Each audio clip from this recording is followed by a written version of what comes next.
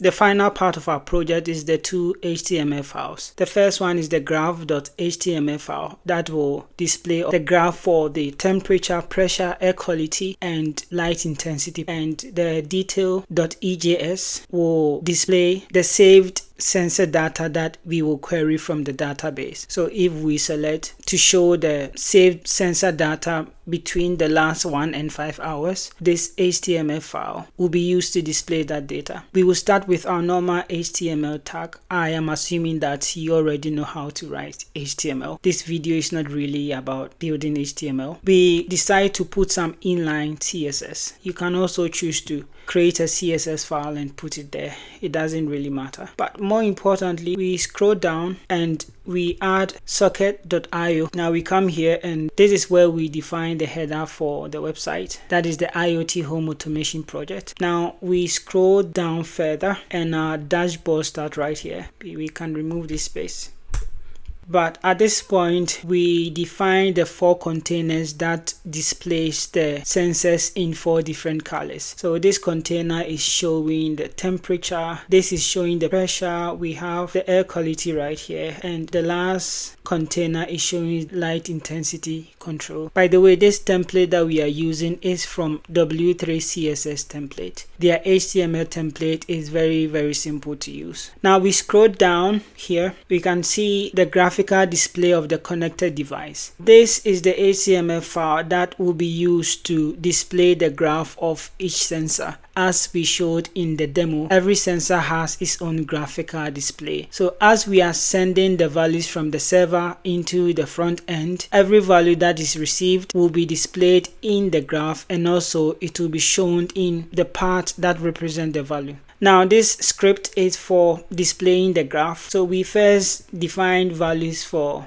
the 4 temperature sensors, and also as we saw in the demo, we display the time and sensor values. So right here we are kind of getting the current time. For the graph, we use the Plotly library. If you don't know about the Plotly library, it makes plotting graphs very easy. So all that we have to do is that we need to define the graph for whatever variable. So this graph is defined for the temperature. We define for the pressure right here. So we say on the x-axis will be time, and on the y-axis will be the value that we want to represent. So we do it for the rest of the variables. The update plot function performs a crucial role here, because as we receive values from the server, we need to update the HTML file. So we have this function that does that. We start with random values as usual, but as we move on, we update the variables that we created with the new values. Okay, so when we pass the data will be an object, and that object will have the temperature, pressure, air quality, and light intensity fields. So we update it, and in order to make the graph readable, we only show 20 points. So what we do is that if we get more values than that, we just have to shift it. That is why the graph keeps on shifting to the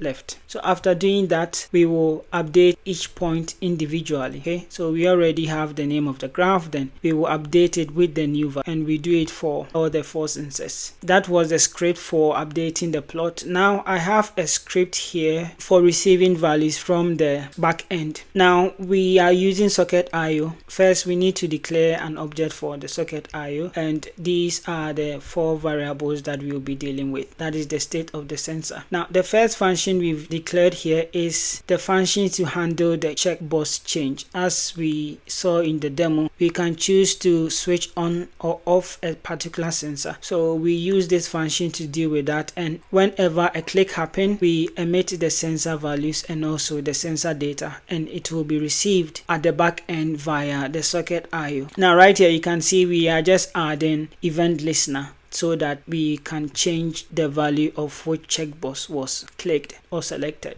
Now after doing that, here we can see we have defined a socket.io parameter here. If sensor data is emitted from the server, this socket will receive it. We will set the values, and we will also update the plot, and we define the set values here. So when we pass the data to this function, what it does, it goes and gets the HTML elements by their IDs, and it will pass the respective data values in here. That will be all for the Graph.html. Let's quickly look at the Detail.ejs. Now maybe you might be wondering why we are using EJS. EJS allows us to embed data into the HTML file. As usual, we need to include the socket IO object. Now here is where we define the headers. Now this is where we define the radio buttons. Just right next to the search input button, you can see we have options to choose the time interval in which you want to query sensor data. When you click it, it will show you whether you want to query data in minutes, hours, days, or years. And this is the placeholder for the